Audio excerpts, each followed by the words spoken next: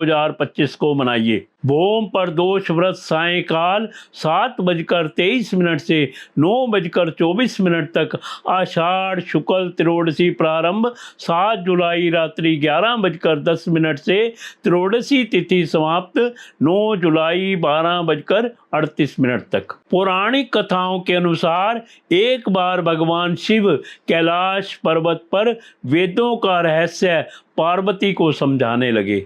पार्वती बड़े ध्यान से सुन रही थी, किंतु बीच बीच में वे ऊँघने भी लग जाती थी। जब बहुत प्रयत्न करने पर भी पार्वती अपने मन को एकाग्र न रख सकी तो शिव क्रोध में आकर बोले, पार्वती यह क्या हो रहा है?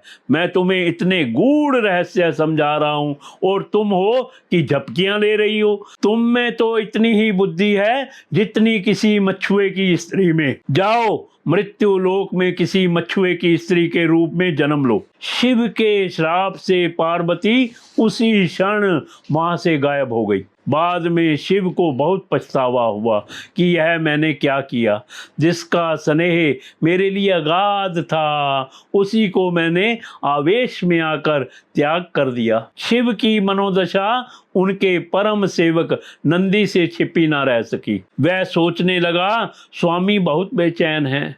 माता पार्वती के बिना जब तक माता लौटेगी नहीं, स्वामी को चैन नहीं पड़ेगा। उधर पार्वती मृत्युलोक में पहुंची और एक शिशु बालिका के रूप में पुन्नई वृक्ष के नीचे लेट गई। थोड़ी ही देर में पुरवर कबीले के कुछ मछुए अपने सरदार के साथ वहां से गुजरे तो उनकी नज़र उस शिशु बालिका पर पड़ी। सरदार ने बालिका को उठाया और उसे भगवान का भेजा प्रसाद समझकर अपने घर ले आया। उसने बालिका का नाम रखा पार्वती। जब वह कुछ बड़ी हुई तो अपने पिता के साथ मछली पकड़ने जाने लगी। बड़ी होकर उसने नाव चलाना भी सीख लिया। पार्वती अपूर्व सुंदरी थी। कबीले के कितने ही युवक उसके रूप की प्रशंसा करते नहीं अगाते थे। उनमें से कोई तो पार्वती के साथ विवाह के इच्छुक रहते थे, लेकिन पार्वती उनमें से किसी के साथ भी विवाह करने के लिए इच्छुक नहीं थी। उधर कैलाश पर्वत पर शिव को पार्वती का वियोग असहनीय हो रहा था। एक दिन उन्होंने अपने मन की व्यथा नंदी से कह डाली।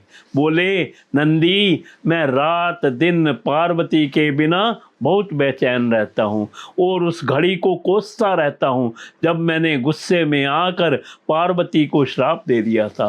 काश उस समय मैंने धैर्य से काम लिया होता। नंदी ने हाथ जोड़कर कहा, स्वामी, तब आप पृथ्वी पर जाकर उन्हें ले क्यों नहीं आते? भगवान बोले, कैसे लाऊं? नंदी, उसका विवाह तो किसी मछुए से होगा। शिव के मुंह से करासी निकली। शिव के मन की व्यथा जानकर नंदी विचार करने लगा कि मुझे कोई ऐसा जतन करना चाहिए जिससे स्वामी को मछुआ बनना पड़े। यह विचार कर नंदी ने एक बहुत बड़ी मछली का रूप धारण कर लिया और उस तट की ओर चल पड़ा जिधर परवर कबीले के मछुआरे रहते थे। वहां पहुंचकर मछली बने नंदी ने मछुआरों के बीच आतंक फैला दिया। मछुआरे जल में अपने जाल डालते तो मछली उनके जालों को काट डालती, उनकी नावें पलट देती। मछली का आतंक जब ज्यादा ही बढ़ गया तो कबीले के मुखिया ने घोषणा कर दी, जो भी आदमी इस मछली को पकड़ लाएगा उसी के साथ मैं अपनी बेटी का ब्याह कर दूंगा। अनेक युवकों ने उस मछली को पकड़ने की कोशिश की लेकिन असफल रहे।